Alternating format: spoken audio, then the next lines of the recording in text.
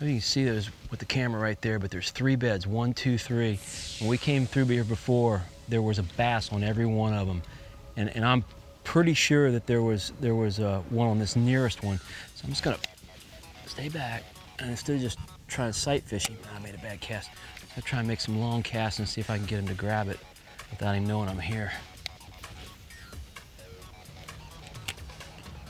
He's killing me. There he is. He's got it.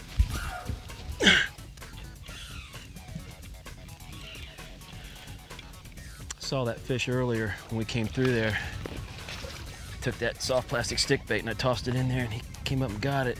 The key is too, is you've got to make sure that you don't, he got it to me. You got to make sure that you don't spook them. The only way you can keep from spooking them is to stay back. And a lot of times you have to see a fish and put the ID on him and spook him. He'll spook away. And then you just mark him and you circle back around, and maybe come back a half hour later and you ease in and you make a long cast with the confidence the fish is there and you catch him just like that. Before I got in too close and there was no way I was gonna catch that fish, but he had no idea I was there. I made a long cast, let that thing settle down in there, my line just swam off. And I never saw that fish, but I knew he was there. And that's a key. A lot of times you can put the ID on him, but you don't have to sight fish him. You can come back and make long casts with a lizard or you know, any kind of soft plastic and catch them. Male looks like he's probably locked on, but the female's just cruising. That male looks like it'll weigh 3.5 pounds. I'll kind of stick my boat up here in the grass and make some long pitches at that fish, try and catch it. Turn my power button off. A lot of times, there's no sense in having your aerators on or your depth finders popping. They make a lot of noise underwater. I'll just turn them off. Need to make a better cast than that. Try to stay back.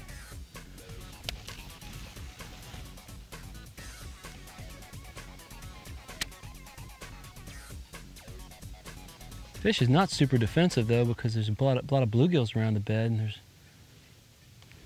he is right there. He sees it. He's on it.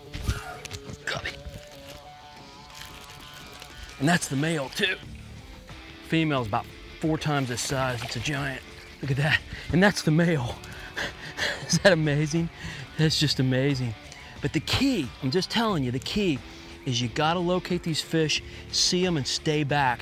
Another thing a lot of guys do is they'll take aspirin bottles, put a piece of fishing line on, and they'll cruise around, and when they find a spawner, they'll throw an aspirin bottle out to where they can just see the top of it, and that's their mark. That's the male. If we can catch the female, we got ourselves a show closer, I promise you that. I don't know if that female will come back up on that bed or not. It's surprising that that fish was as defensive as it was, because there were bluegills all around that bed, and that bass wasn't running them off. But boy, you got something down on the bottom. It's a little crawling grub. I just crawled it through there and just let it sit there. Man, that fish just smoked it, just smoked it. Turned on it. Oh, gosh, he had it, he had it, he had it.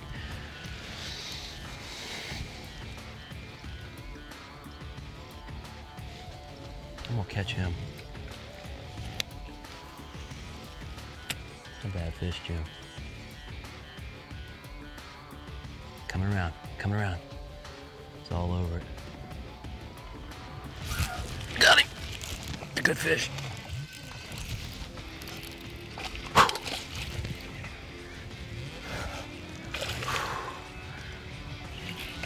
Nice fish, nice fish. There's something about bed fishing, it is a lot of fun. It's amazing, they're bigger than they look in the water. They always grow when you catch them when they're bedding like that. They just don't look like, that look like a 1.5 pound fish, and look at it, that's close to 3 pounds. I wanna tell you something, bed fishing is stressful, but it is a lot of fun, but there's a technique involved. And when I come back, our Reel in the Outdoor tip will be about bed fishing. This segment of Reel in the Outdoors with Joe Thomas is brought to you by Evinrude. Reel tactics are presented by Lucky Craft, makers of the Joe Thomas Signature Series, available exclusively at Dick's Sporting Goods. I have never claimed to be the best bed fisherman in America, but I've learned a lot the last few years, and it's helped me a lot in my fishing. And you know what? I found out that I actually enjoy it when I get in an area that's got a lot of fish on the bed. But there's a lot of elements to it, more than I would have ever dreamed. The first thing that I think is important is getting your boat in a good position where you can make a good cast to the bed. And a lot of times that means using a push pole or an anchor to hold yourself in place. You don't want to be messing with the trolling motor while you're trying to fish for that bass on the bed. Don't be afraid also to use a variety of soft plastics in a variety of different colors. But the key is, whatever soft plastic you pick, make sure it's on a Texas rig and a fairly heavy one. You don't want to use light tackle, especially when you're fishing for big bass. This is 17-pound Vanish fluorocarbon. That's my favorite line for bed fishing. It's literally invisible in the water, and it's heavy enough to hold the big bass when he's in heavy cover. And I use a little peg for my sinker so the bait and the sinker stay together. And most importantly, a fairly heavy weight. 1/4 to 3/8 ounce is essential in keeping that bait right on the bed.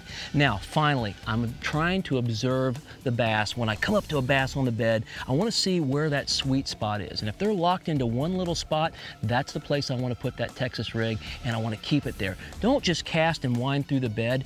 Put that bait in the bed, shake it into the spot where you think the bass is most defensive, and just keep it there. And shake it and shake it and shake it. And eventually that bass will tee off and grab that bait. That is so, so important. Keep it in the bed and shaking it. Really, really a key. And finally, none of this is going to work if you can't see what's going on under the water. And that's why polarized optics are so important. These are AES glasses. This is what I use. And they have a mirror front which really cuts the glare. But more importantly, they have an amber lens that allows me to see contrast in the water. Contrast much better than a gray lens would allow you to see. So, you know, if you really want to bed fish and you really want to see what's going on under the water, get yourself a good pair of polarized amber lenses. They'll make a huge, huge difference. Giant, it's a giant, it's a giant. Oh, that's one we've been waiting on.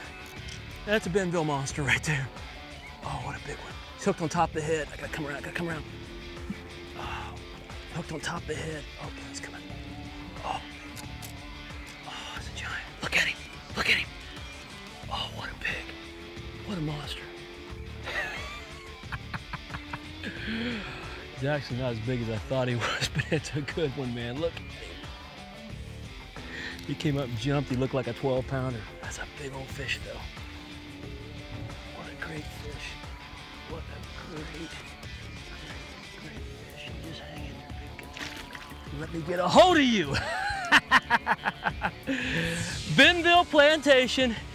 Save your nickels, buddy. Come to Florida. You got to try this place out. If it ain't the service that makes it great, I promise you, there's plenty of these that do. I'm Joe Thomas. I'll catch you next week on Stihl's Reel in the Outdoors. I was waiting for you. I've been waiting for you. And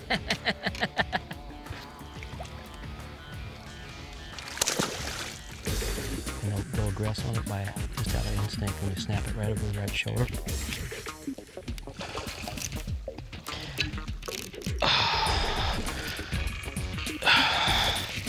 That's a toad too. Oh, she came off.